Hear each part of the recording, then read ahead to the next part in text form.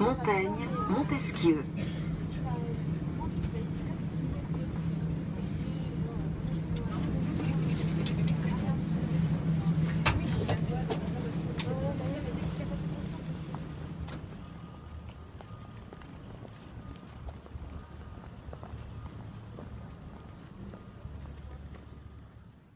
Ce serait bien que ça puisse sortir quand même, si ça pouvait sortir même en février, ce serait l'idéal. Nous, on a vraiment besoin des cartes pour le mois de décembre. L'enjeu de l'Atlas pour une promotion d'étudiants, donc vous en l'occurrence, c'était de répondre à un projet concret qui devait aboutir. Et donc l'enjeu c'était de tenir les délais et de finir à temps, en sachant que ce projet-là n'est pas des plus faciles à mener, et ça on le savait d'emblée. Ça s'était passé comme ça 5 ans avant, il n'y avait pas de raison que ça se passe différemment, même si à des fois on est toujours encore un peu surpris. Mais ça c'est les aléas de tout projet. Donc le but pour moi, c'était le premier défi d'abord, c'était de faire accepter à France Volontaire de transformer l'Atlas en un exercice pédagogique et qu'ils acceptent ça. Donc pourquoi vous avez choisi de collaborer avec des associations, des grosses ONG qui, à vos yeux, au lieu de faire du développement, font plutôt du charity business dans les pays du Sud? Et pour le coup, je parle plus précisément de l'ONG Association Project Vol. Je voudrais savoir pourquoi vous avez choisi de travailler et de collaborer avec ce genre dans l'éducation. À l'époque, on n'était pas aussi documenté sur eux qu'aujourd'hui. Pour moi, la première difficulté, elle est là. Elle est d'autant plus qu'elle est dans la charge de travail et la deadline, d'autant plus que faire une carte, faire des planches d'Atlas, c'est-à-dire répondre à une commande qui vient de l'extérieur, ou faire un film, c'est pareil en termes d'exigence par rapport à soi-même. Sur la production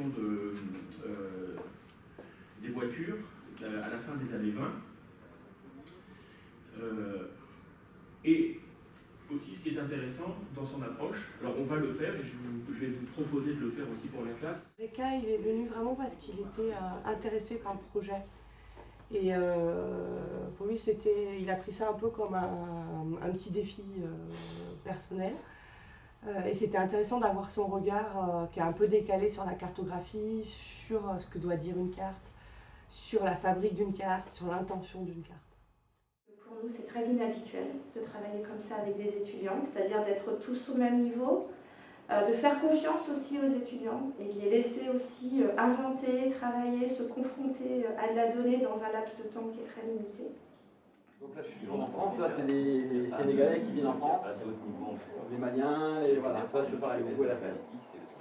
Parce que je pense que mutuellement, on peut s'apporter, pas du tout de la même manière, mais que vous, en tant qu'étudiant, plus jeune, avec un autre regard, etc., justement, vous pouvez avoir un décalage de votre regard sur un objet ou sur une manière de faire qui est susceptible de produire de la créativité, de l'innovation, que nous, on peut perdre de vue.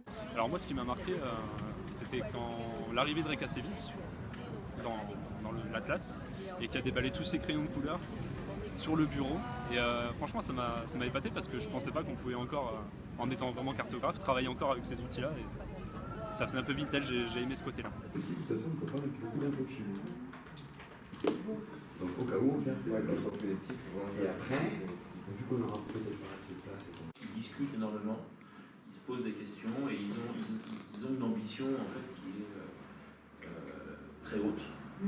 Et c'est bien. Et donc il vaut mieux ça, il vaut mieux avoir une ambition haute et partir en voulant faire plein de trucs, et puis ensuite réduire. C'était vraiment très intéressant la phase d'imprégnation, d'absorption du truc petit à petit.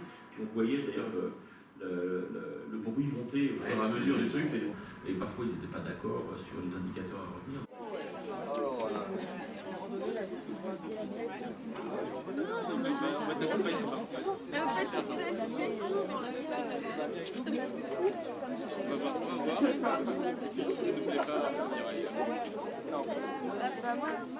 C'est pas tiré la choucroute, c'est pas fini. Hein. On est encore mal pour l'instant. On n'a rien rendu, on n'a rien donné, on est à la bourre, il n'y a aucune carte qui est au quai, tu vois, voilà. Voilà, a priori là, on est au plus mal.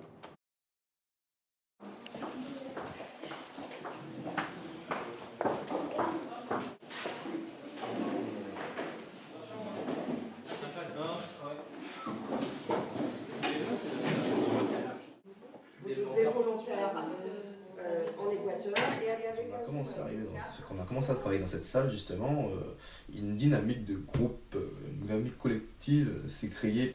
Auparavant on travaillait un peu chacun de notre côté, chaque groupe faisait ses cartes, il présentait aux professeurs, aux intervenants, mais en fait il n'y avait pas cette dynamique, cet échange. Tandis que dans la salle de projet justement on était tous réunis, et du coup on pouvait savoir ce que l'autre faisait.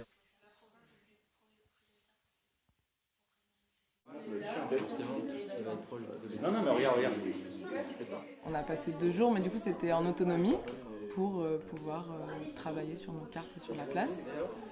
Donc du coup on avait 2 jours où on pouvait tous venir comme on voulait pour travailler là-dessus. Et donc c'était un peu le moment où on pouvait discuter pour la première fois de ce projet tous ensemble. Ça nous permettait de passer un peu de demander des petits trucs à chacun, d'aller discuter, de savoir ce qu'ils faisaient. T'es gentil là. Je sais pas s'il y a assez de... Il n'est pas assez d'eau. Moi je suis plus fan du Savoyard. Avant, on mangeait pratiquement jamais ensemble, tandis que là, entre midi et 2, on allait derrière le bâtiment, derrière la maison des Suds, on se réunissait, on bavardait, on mangeait ensemble, voilà, on rigolait. C'était vraiment un bon moment convivial et on a vraiment appris à se connaître. On fait ça demain matin du coup? Apparemment. À quelle heure? Le matin. C'est pas demain matin. Mais à quelle heure? Ce qui était bien, c'était que du coup Monsieur Pissoa était juste au-dessus et du coup on pouvait aller discuter avec lui quand on avait envie, et ce qui nous permettait de vraiment avancer dans nos projets aussi, de travailler par exemple 1 ou 2 heures dessus, et on peut aller en discuter tout de suite et approfondir aussi notre sujet, rien que sur la problématique en fait. La carte globalement elle a plu. Il y a plusieurs petits aménagements. Et là en fait on s'est dit vraiment qu'on a un travail en commun avec ses professeurs, puisque aussi voilà, ils doivent rendre notre travail. Il y avait ce rapport assez vertical au début qui au fur et à mesure est devenu de plus en plus horizontal. On avait une plus grande facilité à aller vers les professeurs.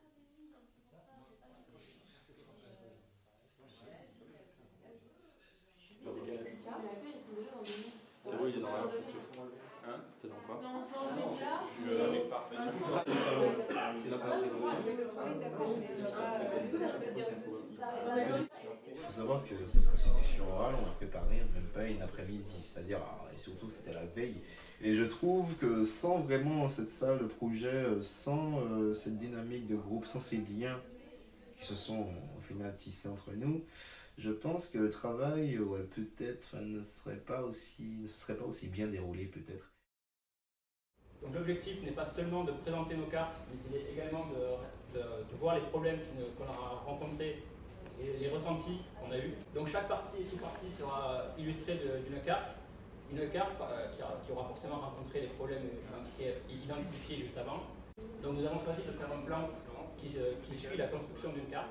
En tant que commanditaire, je vais commencer. Alors déjà, je vais vraiment vous remercier pour tout le travail que vous avez accompli et votre investissement, parce que vraiment, ça a été, vous avez vraiment fait un très beau travail avec un ensemble de difficultés dont je porte la responsabilité entièrement. Il y avait une autre contrainte, c'est le fait qu'il y avait un atlas qui existait et qu'il a fallu aussi trouver votre place dans cette première dans cette première fabrique. Et là, la place, moi je trouve que vous l'avez trouvée de façon, je trouve, très, très performante. Volontaire et même Céline Leroux, pour nous permettre nous avoir permis de travailler sur cet atlas. Aussi les intervenants qui nous ont quand même bien aidés, M.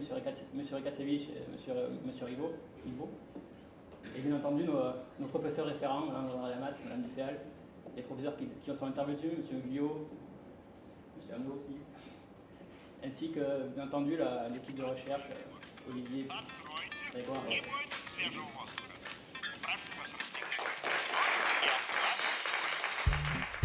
Многие соединения